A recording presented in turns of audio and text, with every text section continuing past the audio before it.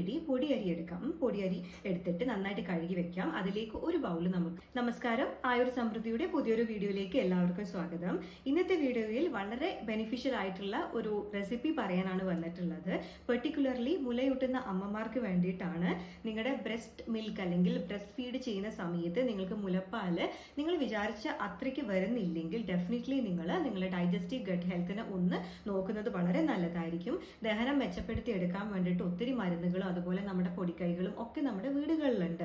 അപ്പോൾ ഡയറ്റ് നന്നായിട്ട് ശ്രദ്ധിക്കുക. അതുപോലെ തന്നെ ഈ പറയാൻ പോകുന്ന കാര്യം ഒന്ന് ട്രൈ ചെയ്ത് നോക്കിക്കോളും.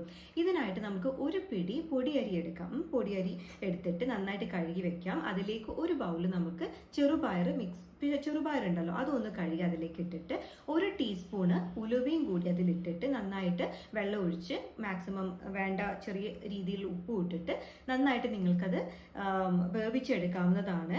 വേവിച്ചെടുത്തതിന് ശേഷം, അതായത് ആ കുക്കറിലെ ആ ഒരു വിസിൽ മാറ്റിയതിന് ശേഷം തുറന്നിട്ട് ഒരു പിടി തേങ്ങ ചിരകിയത് കൂടി ഇടുക. അതുപോലെ തന്നെ കുറച്ച് മുരിങ്ങയുടെ ഇലയും കൂടി ഇട്ടിട്ട് ആ കുക്കർ ഒന്ന് അടച്ചു വെക്കാം. ഓക്കെ, പെർട്ടിക്കുലർലി ഈ കർക്കിടക മാസമൊക്കെ ആകുമ്പോൾ മുരിങ്ങയില യൂസ് ചെയ്യേണ്ട എന്നാണ് എൻ്റെ ഒരു അഭിപ്രായം.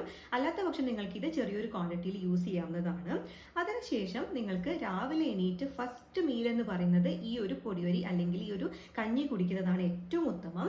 അതുപോലെ തന്നെ പിന്നീട് നമുക്ക് വിശപ്പ് വരുന്ന സമയത്ത് സെയിം കഞ്ഞി തന്നെ ഉണ്ടാക്കി കൊടുക്കുന്നത് വളരെയധികം നല്ലതായിരിക്കും. അപ്പോൾ ആദ്യം ദഹനശക്തി നോക്കുക, അതിനുശേഷം ഈ ഒരു കഞ്ഞിയിലേക്ക് നിങ്ങൾ ഡെഫിനറ്റ്ലി ഒന്ന് മൂവ് ഓൺ ചെയ്യുക. അതുപോലെ ഏറ്റവും പ്രധാനപ്പെട്ട കാര്യം എന്ന് പറയുന്നത് അമ്മയുടെ ഹെൽത്ത് ആണ്. അമ്മയ്ക്ക് എന്തെങ്കിലും ശരീരത്തിനോ അല്ലെങ്കിൽ ദഹനത്തിനോ കേട് വന്നു കഴിഞ്ഞാൽ കുഞ്ഞിന് അത് കാര്യമായിട്ട് ബാധിക്കും. പ്രസവിച്ചല്ലോ, ഇനി ഡയറ്റ് നോക്കേണ്ട ആവശ്യമുണ്ടോ എന്ന് ഒത്തിരി പേര് ചിന്തിക്കാറുണ്ട്. അങ്ങനെ ആരും ചിന്തിക്കരുത്. കാരണം നിങ്ങൾ അറ്റ്ലീസ്റ്റ് ബ്രസ്റ്റ് ഫീഡ് ചെയ്യുന്ന ആ ഒരു പെർട്ടിക്കുലർ ടൈം പീരീഡ് വരെയെങ്കിലും മാക്സിമം ഡയറ്റ് ഒന്ന് ശ്രദ്ധിക്കാം.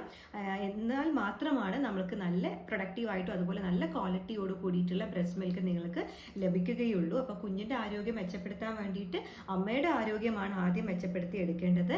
അപ്പോൾ ഈ ഒരു വീഡിയോ ഉപകാരപ്രദമായി തോന്നിയിട്ടുണ്ടെങ്കിൽ ലൈക്ക് ചെയ്യാനും സബ്സ്ക്രൈബ് ചെയ്യാനും ഷെയർ ചെയ്യാനും മറക്കരുത്. എന്തെങ്കിലും ഡൗട്ട് ഉണ്ടെങ്കിൽ കമന്റ് ബോക്സിൽ നൽകാവുന്നതാണ്.